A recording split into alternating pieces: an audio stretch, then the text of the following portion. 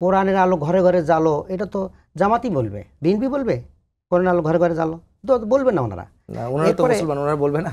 ওনারা মুসলমান হলে তাহলে এটা একটা কোশ্চেন হলো না? আমাদের স্লোগান কোরআনের আলো ঘরে ঘরে জ্বালো, এটা কি অসুবিধা কি বলেন? এটা মুসলমানের স্লোগান। আচ্ছা, এরপরে যে রাজাকারের ঘটনাগুলো আসলো, এখন দেখেন যে আওয়ামী লীগ 10,000 রাজাকারের তালিকা করলো, সেখানে 8,000 থাকলো হলো আওয়ামী লীগের, 2,000 থাকলো বিএনপির, তারপরে আরও কিছু থাকলো জাতীয় পার্টি, এরপরে জামাতের মাত্র 37 জনের তালিকা ওরা দিয়েছেন। তাহলে এই তালিকা 37 জনের তালিকা নিয়ে যদি আজকে আমরা স্বাধীনতা বিরোধী হই, তাহলে 2,000 লোকের তালিকা নিয়ে তারা কী অবস্থানে আছেন? এরপরে হলো, এখন যদি আমি বলি যে স্বাধীনতা বিরোধীদের দল হলো বিএনপি, কারণ শাহ আজিজুর রহমান কে ছিলেন?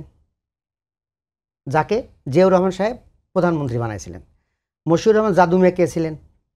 তিনি একজন চিহ্নিত রাজাকার এবং স্বাধীনতা বিরোধী, তাকে ওনারা মন্ত্রী বানাইছিলেন এবং চিফ মিনিস্টার এরকম একটা মর্যাদা দিয়েছিলেন।